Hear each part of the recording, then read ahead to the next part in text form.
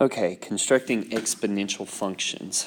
So now we're going to look at these as exponential functions rather than geometric sequences, but they're one and the same. Now, one main difference you're going to see here, when we talked about them as geometric sequences, the explicit rule we used was this: f of n equals f of 1 times r to the n minus 1. And if you'll remember, we did first term because this was minus 1.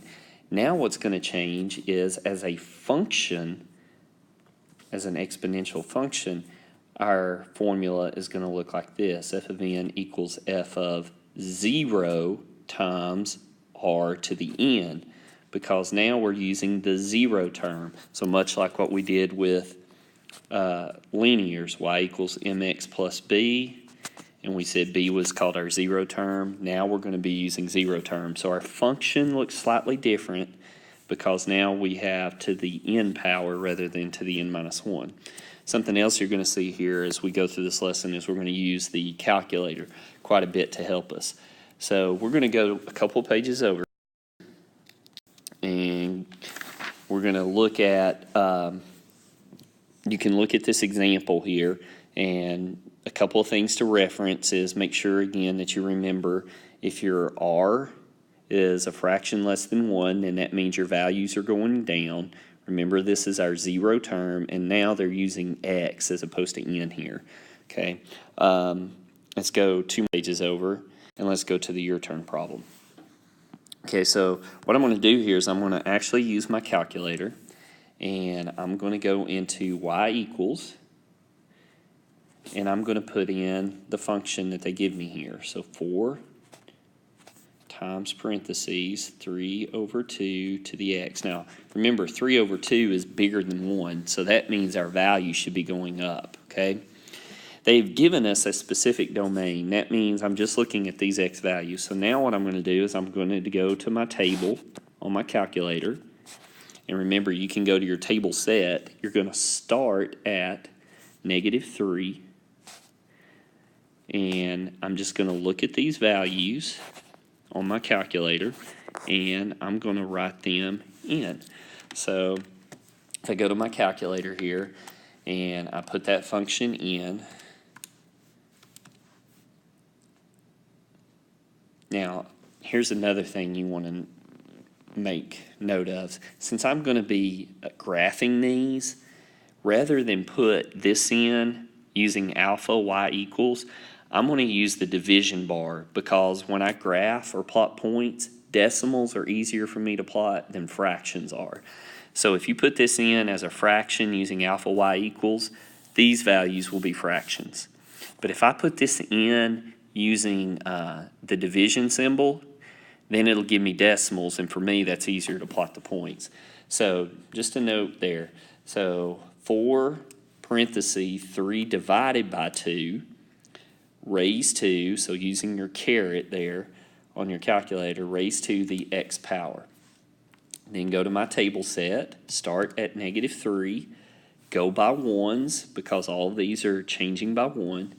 Then go make sure they're both on auto, and then go to table, and then look at your values. Now, again, I'm just going to write the approximate values here. So like -3 on my calculator gave me like 1.1852 blah blah blah. Now actually, if you put your cursor on that, you get this big long decimal here, and this is not actually a 2 right here, this would be a 1.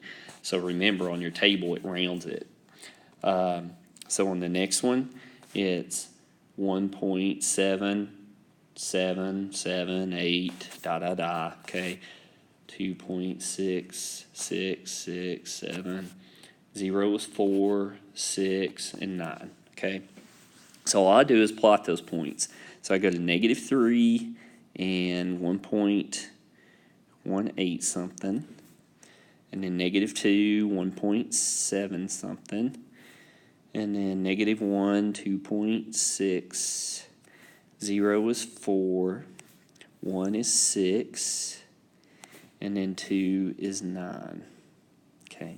So what this does, it creates, if I were to connect these, it would create a curve, okay, exponential. So it's not a linear going up by the same amount every time. It's being multiplied by the same amount. So it creates a curve. This curve is going up because, again, my r here is bigger than 1. Okay? So these are my ordered pairs.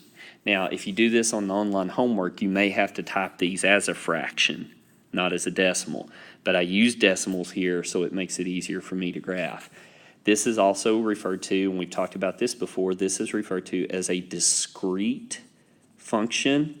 And it's discrete because they're just individual points. I'm just doing these points. I'm not doing it connected as a curve. Okay, let's continue on. Let's go to, I think, one more page over.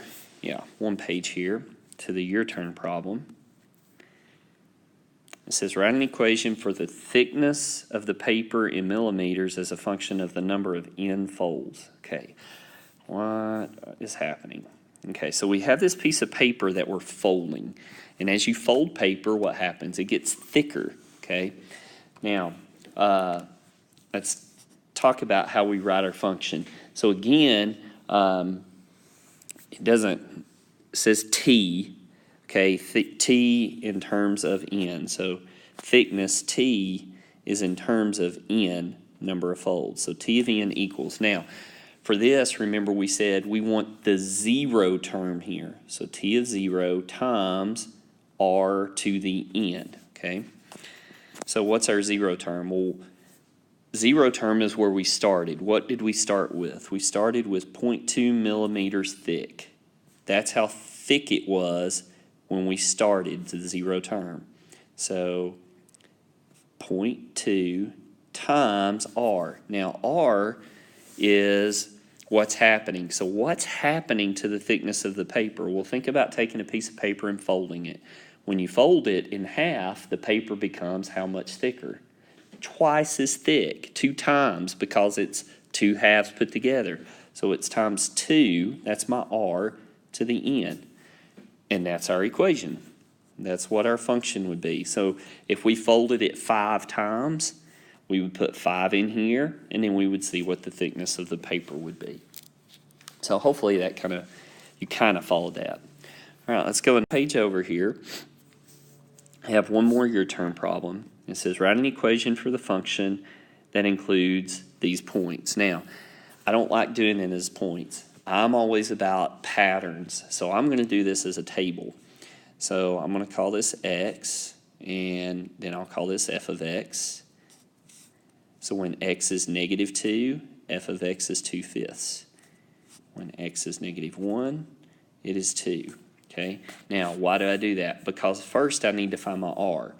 So I need to see what happened here. Well, you may see, okay, I multiplied by 5 there. But if you're not sure, again, what you do, you take this term and divide it by the previous one. So take the 2 and divide it by the previous term.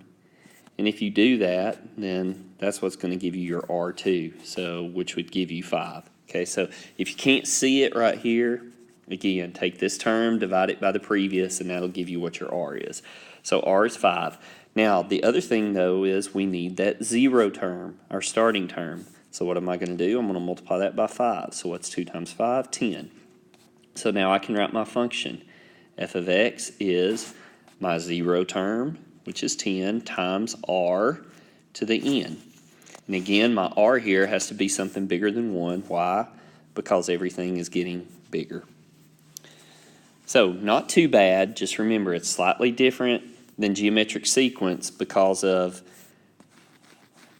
n here as my exponent and using the zero term instead of n minus 1 and using first term. But otherwise, still the same kind of stuff.